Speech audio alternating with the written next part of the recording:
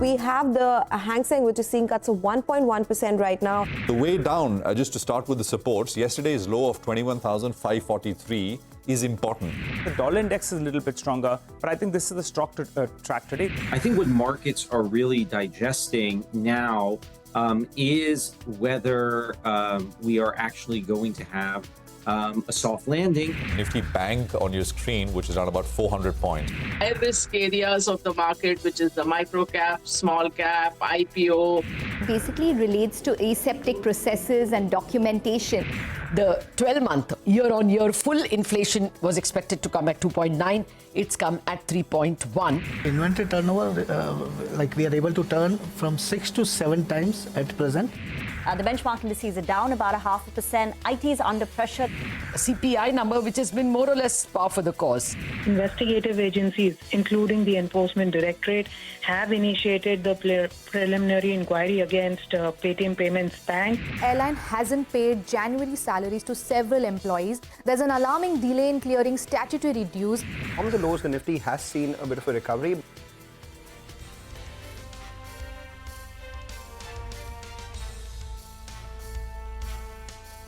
Well, that is the last few hours of trade, and it's a fantastic recovery that we have on our hands from the day's lowest point. This is the last hour, closing bell, coming to you live from the CNBC-TV18 News studios, and I'm Prashant. With me, my colleagues Surabhi and Nigel. Guys, hi, afternoon. Hi, afternoon, folks. I guess not bad at all, and once again, it's banks which are trying to lead. I mean, second day running, we've got some kind of follow-through on the banking side of the market. Well, that's right. There's some positive news coming in on Vedanta in terms of directional. Supreme Court has given some kind of hope to Vedanta for its copper smelter in Tamil Nadu. They proposed a committee to explore possibility of restarting operations. Remember, it's been shut for many years. But just the comments that are coming in there are viewed a little bit positively.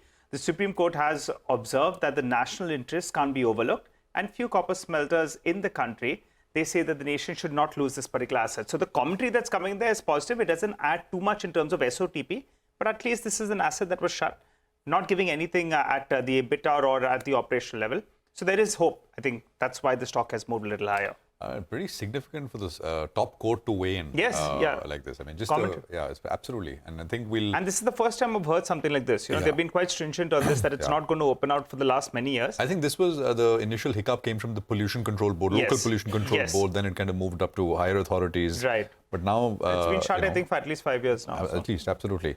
But this is significant. I mean, we'll have to see how much of an impact this has in terms of earnings, etc. If this starts, and we'll have that up for you a little later.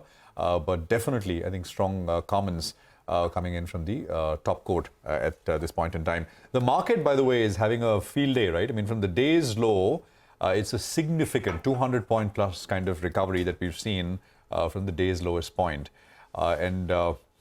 It's banks. I mean, and it's not just actually banks, it's SBI. Let me be clear. State Bank of India is up 5%, stocks almost at $750. Last Friday, we saw that decent kind of a move. It broke out basically after it's been consolidating for 15 months now, State Bank of India. The smaller banks have all kind of caught up. SBI was the first to move after the COVID crisis when the markets began to go up, etc. SBI was the first to move and moved the banks, and then for the last 15 months did nothing while others caught up. And looks like it started another move higher over the last 3 or 4 trading sessions or so. So, I mean, I think that is something very clearly to keep an eye out on. Just a couple more points. On the Nifty, while it is absolutely correct that it's a very decent, very respectable recovery, on a day-on-day basis, this is the 5th day that the Nifty basically has made a lower low. I mean, if you just look at the trend over the last 5 trading sessions, the resistance for the Nifty comes in at 21,747. We are right there. I mean, I think as we came in, we kind of took that up. We're about 10 points higher. So we'll see the close. And then there's the 21,891 level, which is the 76.4% Fibonacci retracement of the fall. There's a final kind of a hurdle in that sense. For the Nifty Bank, Tuesday was an inside day, which, yesterday's candle was almost inside of Monday's candle, and today's candle on the Nifty Bank, unless something changes, has largely been, I mean, because of SBI, Bank Nifty has also moved up, but it seems like an inside day once again for the Nifty Bank. Big jump in US yields. I think that's keeping a lot of people on the back foot. Our yields in the US, the 10-year going to 4.5%. Technically, I think the answer would be a yes. But then, I mean, there's going to be a fair bit of data. Later tonight, you'll hear from two Fed speakers. The Fed vice chair is on the dock. He'll be making a speech, and then we'll hear from one other gentleman on the Fed voting committee, the FOMC. And it'll be important to hear them out because they'll be reacting to the last bit of data which caused so much sort of action in the US, which is the CPI number. So the first of the Fed officials after the CPI, and I think that'll be important. If they say, well, you know, we're going to look through this and doesn't meaningfully change what we've already said, I think you're in for some fireworks in the US again later tonight. So important either which ways. Surabhi. Yeah, Prashant, absolutely. On banks, I just want to say that, you know, there's SBI, which is up 5%, and then there is HDFC Bank that continues to struggle. HDFC Bank is glaringly absent in today's bank rally. So, you know, perhaps there's some more of this shift away from HDFC Bank into something like an SBI that's playing out. And that's the performance. It's recovered from the lowest levels in the last 20 minutes or so, but still down about 1% or so. On the mid-cap side, the screen is actually looking pretty good because you have a healthy advance decline ratio once again. It's almost 1,500 stocks advancing, less than 900 stocks declining. So that's looking good. And it's a very healthy mix of PSU and non-PSU gainers today, if you look at it. I mean, you've got PSU names like LIC doing really well.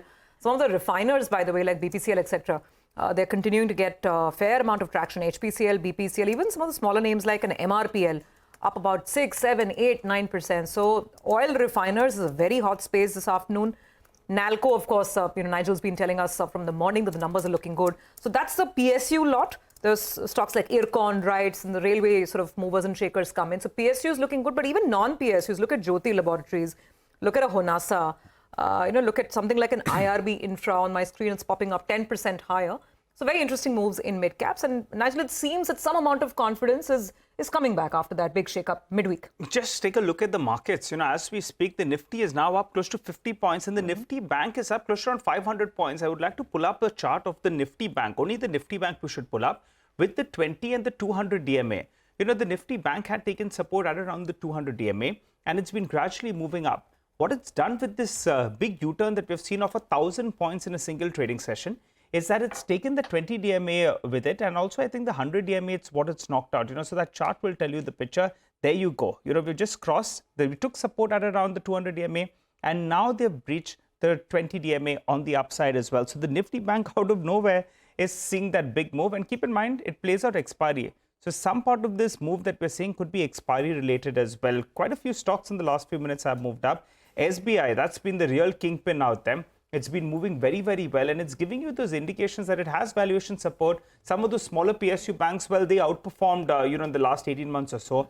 But now SBI has come to the party, and when SBI is moving, it gives you that feel-good feeling because that's the largest PSU banking name as well in there. Big up move is what you're seeing. Just one more point that I've been pointing out for the last few weeks. It appears that Reliance Industries is going to take the top position on the Nifty with regard to weightage. So if you pull up the Reliance Industries stock and you pull up HDFC Bank, you know, earlier the difference between both of them in weightage terms was close to 400 basis points or 4%. Reliance Industries was less than 10% and you had HDFC Bank that was close to around 14%. But because of this year-to-date move that we've seen on both these two counters, it's Reliance Industries as well as HDFC Bank, not the intraday chart. You pull up the year-to-date chart. Because of that kind of a move, now that has narrowed down to around 60 basis points as we speak. The HDFC Bank's weightage has come down to sub 11%, while Reliance Industries is now commanding close to 10.4% weightage on, on the index. So just want to point that out as well. Sometimes if the batsman is not in top form, send in someone else, let them lead the team for a bit, and maybe in fact they take the markets higher, and that appears to be taking to be the case as well. Well, let's find out how you trade the index. Shrikant Chavan joins us. Hi, Shrikant. Good afternoon. Good to see you win. Well, if you bought the dip, you would be very happy. But what do you do from here? The Nifty is up, holding at around 21,780, while the Nifty Bank is now up close to 400 points. Your view? Yeah. Good afternoon, Nigel. Good afternoon, everyone. I think, the market was completely following to the overall global news flow. And after the unfold of the specific news flow, what we saw is that 21,500 acting as a major support for the market. And the best part is that the market has broken the most crucial resistance level of 21,600 without any major efforts. Bank Nifty, which was consistently trading below the levels of 45,700, 750, has also managed to surpass the same. So I think both these indices are helping the market to move higher to each other. Reliance Industries, which is into new heights, State Bank of India, and a few Adani Group companies. So I think the overall sentiment of the market is again back to the normal. Now again, the market will start following to the news flow from the domestic markets. And based on the overall technical formation of the market, I am of the view that the market is again heading for the levels of 22,000 in the near term. So in case if there is any correction, then again, it will be an opportunity to buy. But even at current levels, I think the rewards are favorable for bulls to create long positions. And trades, Srikanth? Yeah, I think at these levels, there are like few stocks which are really doing well. Reliance Industries, which was consistently holding below the levels of 2950, is now sustaining about the same, which is positive. I think based on its technical formation, the next level to watch out for would be 3000, 3050. So it's a buy at current levels with a stop loss at 2920. So Reliance is a buy at current levels. We also like few metal companies because today, after the numbers of Nalco, we are seeing some activity in Vedanta. Vedanta is consistently forming higher top, higher bottom based on technicals. I think the stock is heading for the next levels of maybe 290, 295. So it's a buy at current levels with a stop loss close to 270 on the downside. So Vedanta as well as Reliance looks really good at these levels. State Bank is already crossing all its important levels. But from here, if there are like any positions, then one should look for hold on to it because the next level to watch out for would be close to 800 rupees. Sorry, 800 on SBI, right? 800 on SBI, yeah. And you buy it on dips, so you can buy here. Yeah, if there is a positional view, then even buy at current levels because the overall momentum and the way there is a volume and price expansion above the previous high of 725, I think the stock is heading for at least 800. So even at this level, it's a buy with a stop loss at 720. All right, Srikanth, we'll leave it there. And we'll come back to you for more in just a bit from now. So that's the State Bank of India. Well, stocks of oil marketing companies are in focus today. There's a note coming in from JP Morgan. They've raised the multiples that they're assigning to BP, HP and IOC, and consequently, of course, higher price targets as well. Sonal, tell us more. Well, yes, they're quite bullish on the entire oil marketing space. They say that rise in crude prices in the month of January, and there was an increase of around $5.50 per barrel in February itself that dented the rally. That is what we saw in stock prices earlier as well. However, they say crude is still at December quarter averages. Additionally, the fear that diesel or petrol prices would be cut, that hasn't happened, which has protected their marketing margins. And consensus EPS estimates for FY24 is still very low. So there is a possibility of an upside. So they say unless crude price moves higher and there is a cut or change in retail fuel prices, there is not much to talk about in terms of a fear around oil marketing companies. They say there will be a continued upward bias on oil marketing companies' stock prices. Against this backdrop, they've increased the target multiple for EV to EBITDA from 5 times to 6 times for all the stocks, and they continue to prefer BPCL followed by HPCL. So they've raised the target price on BPCL to 720, for HPCL to 520, and on IOC to 205. They maintain overweight on BPCL and IOCL. Okay, all right. Sonal, thank you very much for that. So OMC is continuing to find more traction in the market. Let's bring in our guest on the show. Prakash Diwan is joining us on Closing Bell this afternoon. Good to have you on as always, Prakash. And what a run these oil marketing stocks have had, right? Once they were the untouchables because you didn't know what was happening with policy. Things have really changed. But the question is, how much more? I mean, do you buy into JP Morgan's thesis that there is still a case for a further re-rating higher? Good afternoon, Surbi. So, while the IOCs and BPCLs of the world have moved dramatically in the last 4 months, one thing that continues to remain in their favor is the fact that they're still not over the top in terms of valuation. I mean, if you see the median PE bands in which they've traded, even the current ones would probably be very close to that and not too off the mark in that sense. And interestingly, today's pre-open trade, about 70 lakh shares of BPCL getting absorbed is a significant quantity. And that tells you that there's enough appetite for safe haven investing in this volatile markets with businesses that generate cash, that are in a dividend paying position. And come March, we'll probably see a lot of that happen because the government would also need to kind of shore up its reserves. So, IOC declared that dividend of 4.5 some time back. There's probably some more to go. And that's what keeps the yield from what you're investing into also healthy. So I think the setup is such, the price hike that was expected was almost seeming imminent, hasn't happened, which means that they'll continue to. And the global setup that is now kind of very clearly visible is that the margin, the GRMs have also kind of, bottomed out of sorts, which we saw in the last quarter. So, all of that kind of gets in very well. And of course, you may not make 40-50% gains in 3 months the way you did the recent past, but at least outperformance of the overall market is definitely evident with most of the larger ones. I particularly like IOC. And if you were to stretch that hydrocarbon logic to other things than just oil marketing companies or refining businesses, you could look at Gas Authority of India as well. So there are select pockets where there still seems to be a shift from value to growth and not yet momentum. Okay, all right. Got that in terms of OMCs. Well, let's talk about Mahindra & Mahindra. They just reported their numbers just an hour or so ago. Sonia joins us with the fine print of those numbers. Sonia? Well, thanks a lot for that. The earnings were largely above street estimates. However, the tractor segment is something that continues to be under pressure. So if you look at the numbers, right, revenue growth of almost 17% is what the company has clocked in.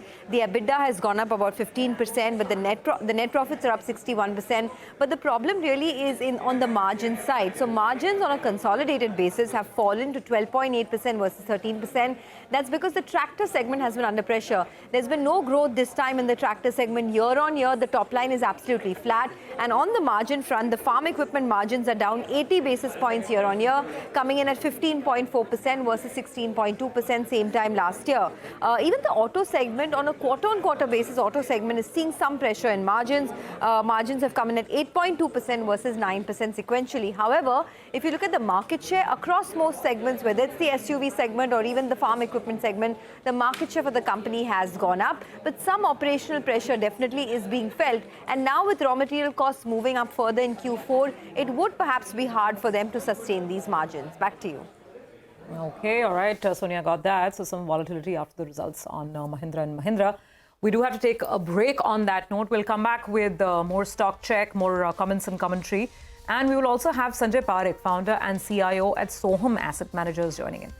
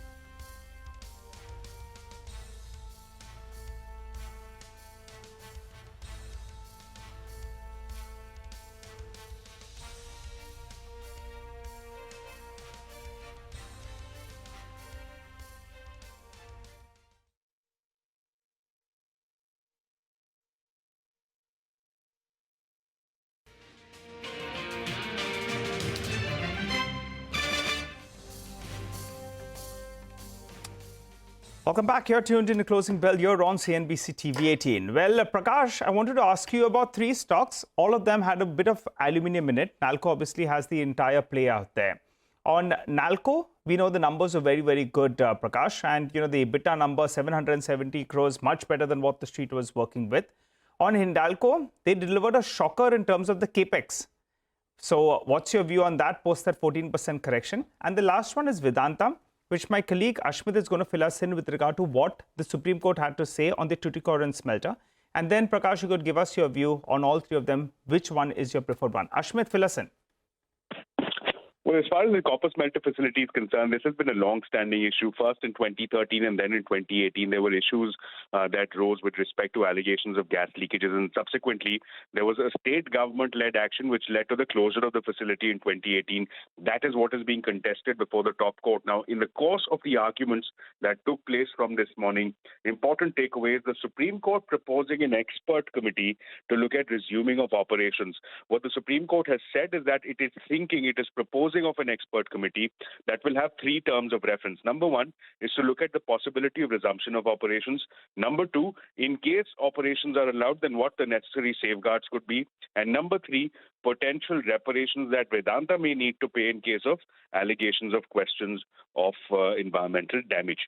That's as far as the expert committee is concerned. As to what this committee will look like, well, the Supreme Court has painted the broad contours, saying that this could possibly include NERI. It could include the Tamil Nadu Pollution Control Board, the Central Pollution Control Board, expert committees, IIT representations. Essentially, Supreme Court is looking to make this a comprehensive committee that can assist the court in giving a look as to what resumption of operations, what that scenario will look like. Now, just for clarity, two aspects here. Number one, Tamil Nadu government is fiercely opposing this tooth and nail. Tamil Nadu government's view is quite clear that the opinion on the ground is that this plant is no longer tenable, viable, and is causing a risk to the locals. That's the Tamil Nadu government's position. Vedanta, on its part, however, has clarified that there is no evidence. There is no document that has been shown before the court which displays any form of gas leakages or that substantiates allegations of gas leakages. Now, let's keep in mind that this is a proposal that fell from the apex court. It has not yet been finalized. The hearing is still underway as we are speaking. So the issue is yet to take root. It is yet to be finalized by the apex court. But nonetheless, suggestions on resumption of operations falling from the apex court from the Chief Justice himself. Okay, thanks a lot for that, Ashmit. What do you make of this news? Prakash, in terms of an SOTP, it hasn't had much to Vedanta, but the commentary is positive, and that's why that stock is moving up. And it seems Mr. Anil Agarwal is getting his house in order. You know, they're talking about demerging the entities. Maybe the steel asset gets sold. He's got enough dividend that's coming in there. He's secured himself in the near term. Hindalco is another one, a shocker coming in from there. And Nalco, beautiful numbers, though valuation's not cheap. Your take? No, absolutely. I think you summed it so brilliantly, Nigel. And I must first tell you that out of all the three, my pick continues to be Hindalco, in spite of the howler of a number. The number was not bad on a consolidated basis, but it's the capex that's been set aside or identified, which seems to be much larger than what the street was expecting. And, you know, there is this whole feeling that if the company were to continue investing into Novelis and ramp up capacity and the, you know, investment goes up to almost $1.5 billion. It's not something which, and you know, for the next few years. So it's significant. There's not been much of deleveraging that's yet happened. So people will probably start getting worried. But what it's setting itself up for, Nigel, is a world-class capacity in terms of catering to a product, especially the alcans, which is coming in from China.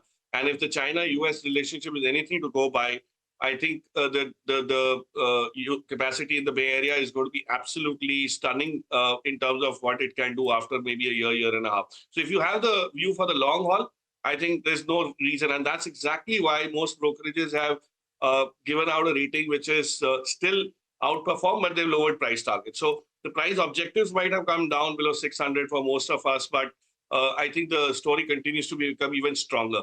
So that's something which was not anticipated, and that's why it's coming. I think at 506, 510, wherever it is, it makes for a very good buy. Nalco has, of course, always had that sheen in terms of, you know, the asset that it sits on, the kind of potential divestment could kind of unlock value. But then it's run up quite a bit in anticipation of that. And these kind of numbers to be repeated might not be very easy for them. There is a challenge ahead of them. Vedanta, to be honest, don't really want to get into it just because of this light at the end of the tunnel, which could be temporary, which could probably be short-lived. Even if something were to happen, it might take some time for all of that to start translating into the P&L. But Hindalco to me is a great entry point. I know it's contrarian, but I like stories where results have disappointed in the short term, but the long-term story is intact. Okay, and to be fair, actually, it wasn't even the results. The results were okay, as Nigel was telling us. It was just that this whole issue about the overruns on one of their big capex programs in the US. Just one more point with what Prakash is saying, just to back that point up. For the initial capacity, they're going to be spending around $6,000 per ton, for us capacity. But in the subsequent 6,000 tons, of a similar capacity that they're setting up, they'll spend around a third of that. Means around $1,500 to $2,000 per ton. So initial capacity gets set up because it's greenfield at $6,500 per ton. The following capacity gets set up at $1,500 to $2,000 per ton. So that's another data point. So going with Prakash's take, he is saying that he's bullish on the stock, so just backing this up. Incred is one of those brokerages that says it's bad news, go and buy it. Let's see how it plays out. Okay, all right, Prakash, on that note, we will let you go. Thank you so much for being with us this afternoon. Always great talking to you. And we'll catch up again soon. Let's focus on some more buzzing stocks. And Nuvama Wealth is something that really stands out after what has been a blowout quarter for them. Remember, Nuvama Wealth was the wealth management and capital markets business that sort of demerged from what was earlier Edelweiss, and then it got listed recently. We have Upasna joining in to give us some more color. The numbers looking quite good and the market is loving it, Upasna. Yes, Surbi, totally. Well, sequentially, the number looked very strong with a revenue growth of almost 14% for the second quarter in a row. And in terms of profit also, it's seen an uptick of almost 21% on quarter-on-quarter basis. Now, coming to the segments, capital market business clearly outshined with a growth of almost 36%, with the exceptional performance in line with the macros. Now, coming to the company's wealth management business, it stood flat at about 3% growth on quarter-on-quarter basis. And AMC business also saw an uptick of almost 13% on a quarter-on-quarter basis. Now, management has said that in the coming few quarters, it plans to launch offshore wealth propositions starting with Dubai and Singapore. And heading into 2024, management believes growth momentum will continue and fundamentals remain quite strong for the company, is what the company has said. And Nuvama has been a big wealth creator in the wealth management business, but that itself has created a fair bit of wealth. And there are a few listed there in that space now, unlike even 5 years back, where I don't think you had any listed wealth management players, but you've got standalone entities now in that space. Well, the market's up 90 points, and we've been sort of fixated on SBI, and rightly so. But I think what we'll do is we'll just take a look at what HDFC Bank is doing as well. I think HDFC Bank now is at the day's highest point, and in the last, I think, 10 minutes or so of trade, last 10, 15 minutes of trade, is a sharp move higher that we have going on. But I think Mahindra Mahindra reported numbers, and I think we should be able to cut across to Anish Shah, Group Chief Executive Officer and Managing Director at the press conference which is underway. To reduce the waiting period, and also any more headwinds that you see for the passenger vehicle segment overall? The target for waiting period will be about what I've said right now. So I don't think anything is going to change in the next 2 months on the waiting period on the products that I played out right now.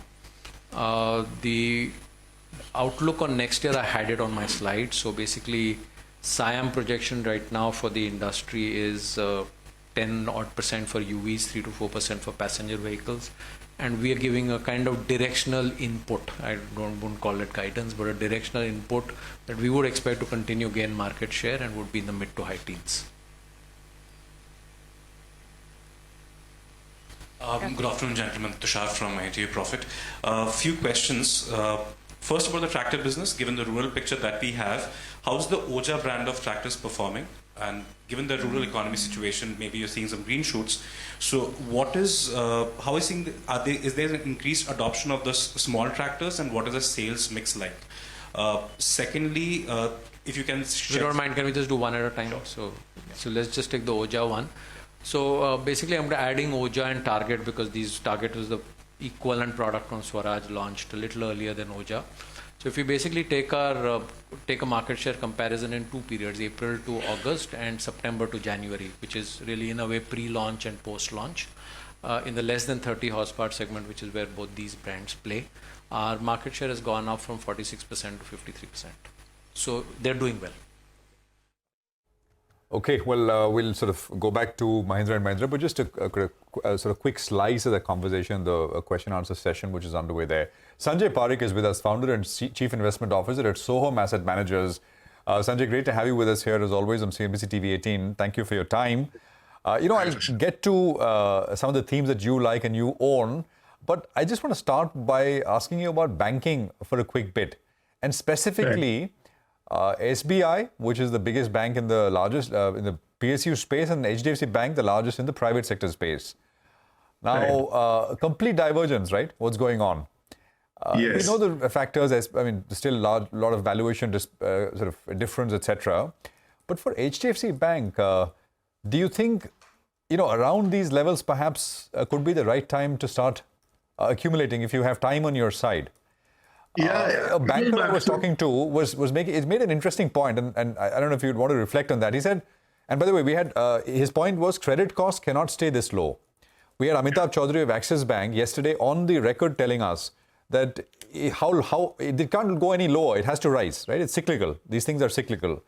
It has to rise. And this banker I was talking to, he was making the point that when that happens, that is when people will start to see the quality of HDFC Bank's book and their sort of risk practices and underwriting skills, etc.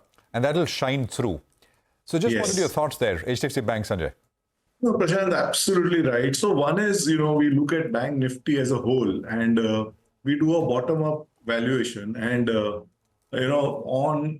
for a aggregate Bank Nifty, if you take an ROE of 16%, it's available at now 1.9 times on FY25 and 1.6 times on 1.55 times on FY26.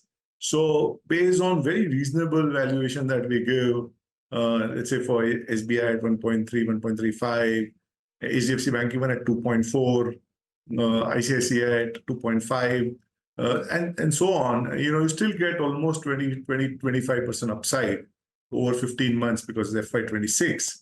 So one is clearly, I think the last 12 months has been underperforming, but the next 12 to 15 months, we think will be positive.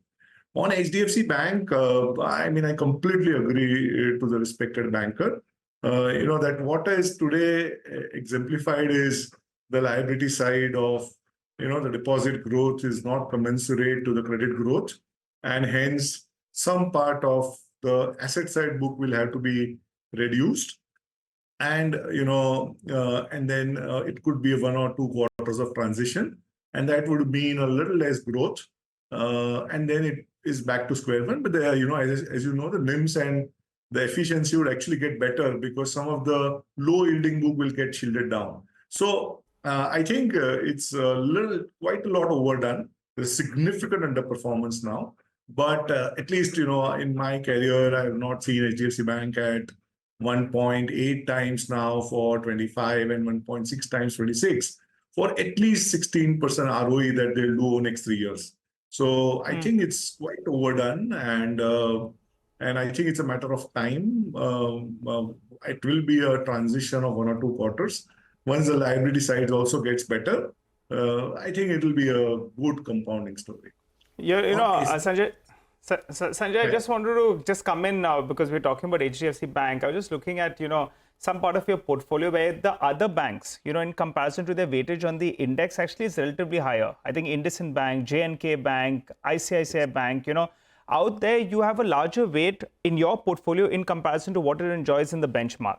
So incremental money that you have to allocate now, would you now start allocating to HDFC Bank because relatively actually you're underweight in comparison to the benchmark? No, Nigel. Yes, we are underweight and it has helped us, and we have big overweight on SBI. As you know, we have 7% in SBI, which it took time for it to reflect, but it's always non-linear. You saw almost a 9 months consolidation for SBI, and within 2 weeks it gets a catch-up. And that's exactly what I think even can happen to the banking sector, where you could have a 1 year underperformance and then just 1 month and it'll just catch up. And it does happen. So yes, you're right. We are overweight on SBI, ICICI, Axis Bank, IndusInd Bank, and underweight on HDFC Bank. But I really feel from here on, it makes sense to increase the weight on HDFC Bank. Whether we will do, it's just a little bit of our internal positioning, but I still recommend that this is a good time for patient investors to invest with a little longer term time frame. And this is even, it could reflect even in 1 year. You don't have to wait for 2-3 years is what I think for HDFC Bank. Okay. Sanjay, hi, good afternoon. Just looking at all the PSUs, which are obviously getting really confusing now. And the moves are interesting. Actually, IRCTC, which had great numbers, the better numbers, that stock hasn't reacted that much. It hasn't even run up as much as the others. But a lot of the other names, look at SJVN. SJVN had a weak performance in the third quarter. Stock was slammed for 1 day. Then it started recovering again. And then you have the others, of course, the likes of Hudco, etc. What is the approach you're taking to, and then the railway stocks, forgot to mention them. They're running, back to their winning ways as well. What is the approach you're taking? What do you have in the portfolio right now if you do? PSUs, X of PSU banks? And what is the advice? We own HPCL and BPCL, which has worked very well for us. Both are up 70, and one of them is up 100% after dividend yield, and BPCL is up 75%. And you've got a dividend yield at your cost of almost 5 to 6%. So it's worked very fabulously for us. And here I think on both of them, the core earnings, at not the advantageous gains that we have this year. This year, both could do 110 to 130 rupees earnings. And that is not sustainable very clearly because last year they had a loss. So the government did allow them to make profits in the first half. And we think that sustainably earnings of 60 to 80 rupees, because it's very volatile. So you can't have an exact pointed figure on both the stocks. But broadly, a figure on sustainable numbers of 60 to 80 rupees earnings is possible for HPBP.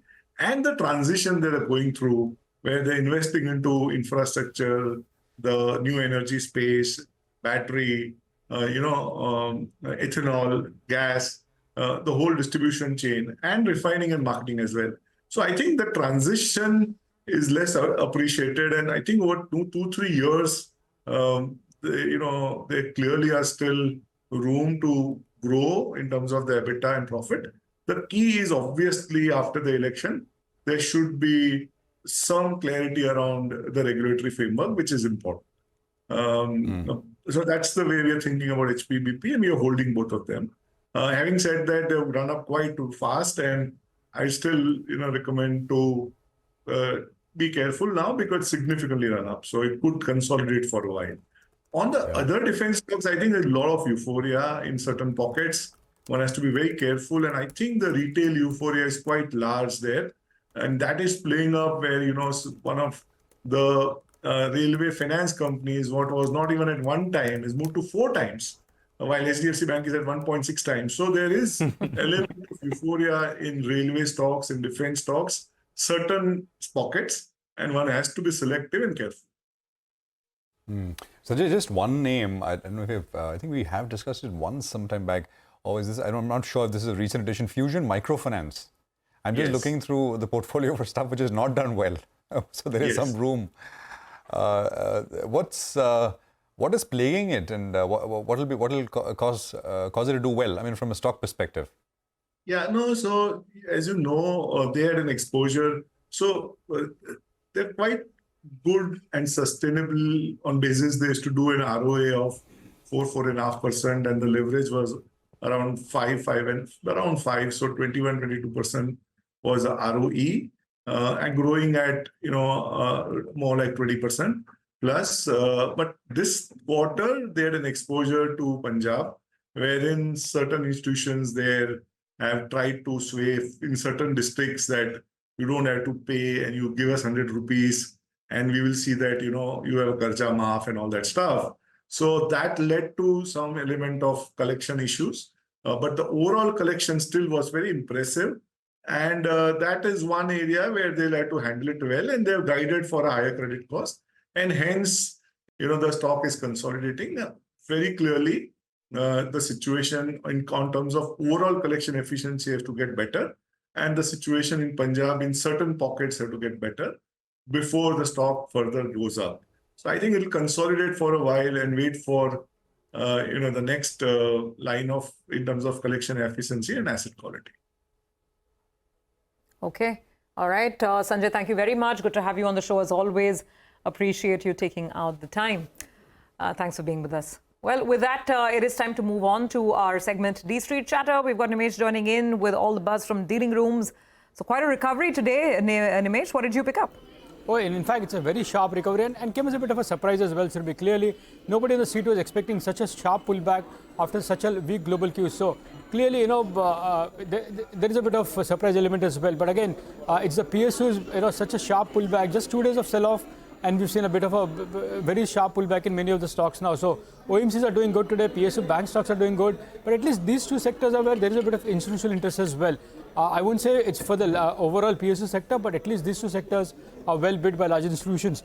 From an overall flow perspective, it's still been a mixed day, not much in terms of large buying, so to speak. So this buying looks like it's more of short covering than not genuine buying flows from the large institutions. The tech is under pressure on the back of the weak global Q. So that's one space which is on the negative side today.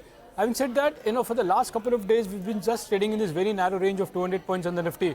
21,650 is acting as a very strong support, and 21,850 is where you'll see a bit of resistance as well. So you have to play in this 200 points range. But the surprise element today was a pullback rally, and that too led by the PSU stocks. All right, and some of the stocks just bursting away. I think you have SJVN that's been down considerably, flying away as you speak, NHPC as well. But Nimesh, what all have you picked up? And I think Vedanta, which we were talking about, makes it to the list as well. So run us through it. Yes, so I'll talk about Vedanta, but the first stock on my list today is Aurobindo Pharma. The stock was down after the USFDA action, but has recovered as well sharply from the day's low. And I understand some clutch of domestic investors or buyers in today's weakness. So there is a bit of support now coming in at these levels. And the overall feedback is, on the call itself, the management had said that they've shut this unit. So, to some extent, this news was priced in by the market participants. So that's the first name. The second name is Swan Energy. I've been highlighting Swan for many times in the past as well. There were a lot of blocks which has crossed hands in the last 3-4 months. Now I understand there's going to be a very large fundraising soon in Swan Energy. So that is something to track going forward. The third name is Macrotech Developers. Within the real estate name, this is the only stock which stands out today on back of very strong buy flows. So expect high delivery volumes in Macrotech today. And the last one is Vedanta. You spoke about it. We've seen a big move on the back of that surprise, Supreme Court kind of judgment on, not a judgment, but an indication of on the smelter plant. But watch out for a very large block deal. That's been long pending. Looks like it's going to come very soon. So that's something a lot of buy side have been alerting that maybe a block will come very soon in Vedanta. All right. Thanks a lot for that, Nimesh. Well, it's not over till it's over. Pull up the Nifty Bank. In a matter of minutes, it's lost close to around 400 points. I think in the last 7 to 8 minutes, the Nifty Bank has seen a sharp downtick. I think, I don't know whether we can pull up a candle. That'll give you a better picture. And pull up ICICI Bank. That's one of the banks in there that suddenly took a leg down. You have Kotak Mahindra Bank as well. So it's all happening today. Quite a volatile final 30-35 minutes we're bracing ourselves for. And as we speak, the Nifty Bank that had moved to around that 46,100 odd mark, suddenly a sharp decline is what we saw. So the bulls and the bears, both of them having their share on this Valentine's Day, so to call it. The Nifty Bank, Nigel, is up 270 points. Yes. And now, because the gains have shrunk, SBI is basically 80% of it. 220 Bank Nifty index points out of the 270 are just SBI, because others have dropped off, as you said. I mean, ICICI has dropped off sharply. Axis has dropped off sharply. And let me just look at HDFC Bank as well. Has that also... Still down about 1% or so. Yeah, that has also given up gains, actually. Yeah. The high was, 1391 or so at 3 o'clock. And it's dropped off about 10-12 bucks from there. So that's the action in the Nifty Bank. We'll take a quick break here. We are back. Buy today, sell tomorrow trade. Short-term trading ideas coming through with our technical experts. And there's, of course, 15 minutes to go for market close.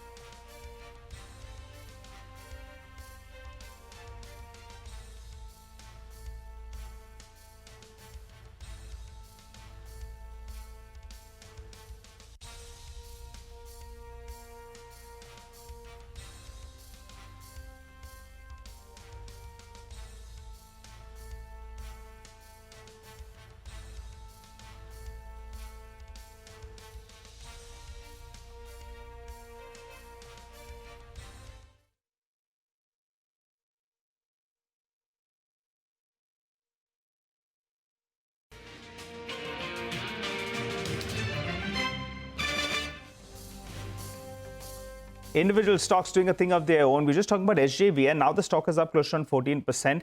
And a big volume spike is what we're seeing out there.